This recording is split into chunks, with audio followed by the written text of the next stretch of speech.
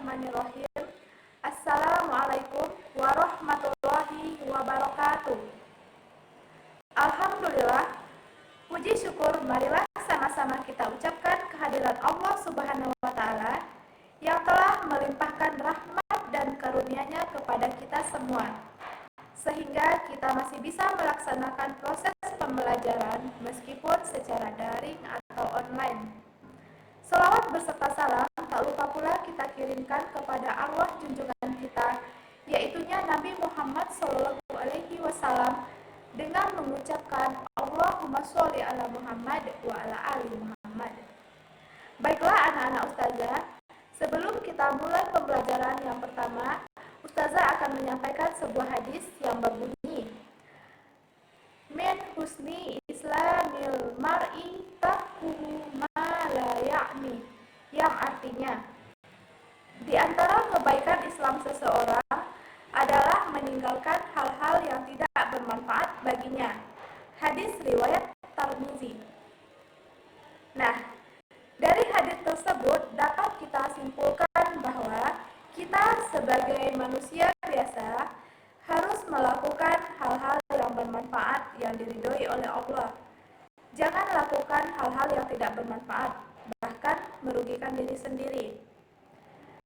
Hal-hal yang bermanfaat yang bisa kita lakukan adalah, misalnya ketika kita di rumah, kita bisa menolong orang tua menyuci, menyapu, atau berbelanja ke pasar.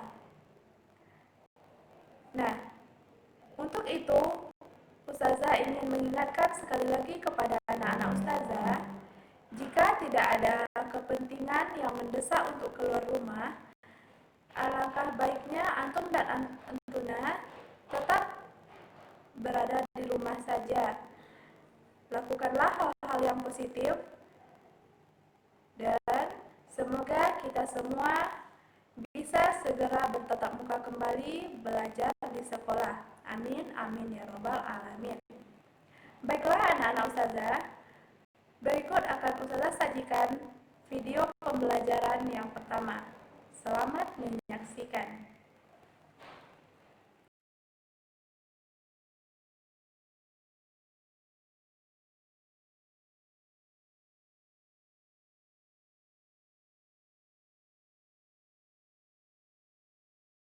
Mengidentifikasi informasi laporan percobaan. Laporan adalah teks yang menyajikan informasi tentang sesuatu sebagaimana adanya dari hasil observasi dan analisis yang sistematis. Contoh teks laporan dapat ditemukan dalam ensiklopedi, dokumen, buku panduan, laporan kerja kelompok, dan presentasi kelompok. Tujuan utama teks laporan adalah mengklasifikasikan atau mendeskripsikan, menggambarkan, dan memberikan informasi faktual. Menyimpulkan informasi laporan percobaan. Untuk membuat kesimpulan terhadap informasi yang perlu diperhatikan adalah kejelasan dan kelengkapan informasi terkait dengan struktur penyajiannya. Selain itu, perlu diperhatikan juga kejelasan informasi dikaitkan unsur kebahasaan, misalnya tata bahasa, kata, dan kalimat yang digunakan.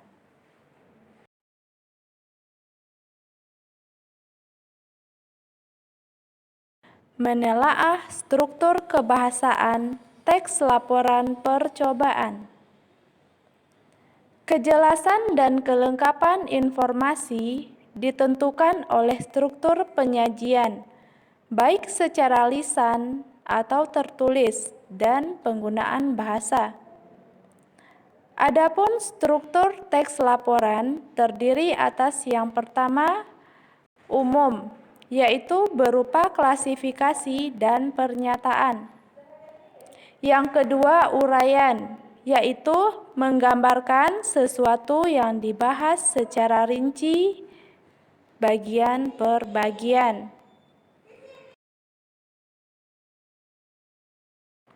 Adapun ciri kebahasaan yang digunakan dalam teks laporan pada umumnya adalah: 1. Memperkenalkan aspek umum atau kelompok. Yang kedua, menggunakan kata tugas hubungan logis. Yang ketiga, kata tugas digunakan untuk menjaga tulisan koheren. Yang keempat, menggunakan kalimat aktif. Yang kelima, menggunakan kata kerja aktif untuk menggambarkan proses dan aksi. Yang keenam, tidak ada urutan waktu, tetapi urutan kegiatan. Yang ketujuh, penggunaan kata ganti orang terbatas. Yang kedelapan, biasanya disertai foto, diagram, peta, dan seterusnya.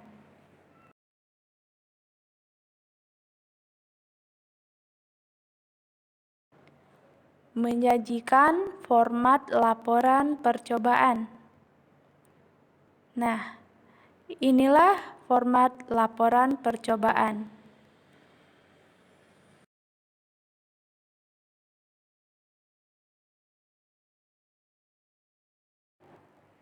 Baiklah anak-anak ustazah, silakan antuna catat materi yang telah ustazah jelaskan pada video tersebut.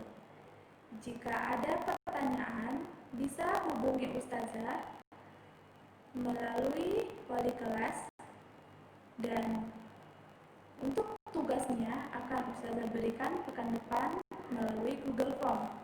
Antuna cukup mengisi Google Form-nya, tidak perlu lagi repot-repot menulis di buku latihan dan mengantarkannya sekolah. Cukup melalui Google Form itu saja. Nah, sekian materi yang bisa ustazah berikan pada pertemuan kedua ini. Jika ada salah-salah kata, ustazah mohon maaf. Ustazah sudahi dengan mengucapkan alhamdulillahirabbil alamin. Wassalamualaikum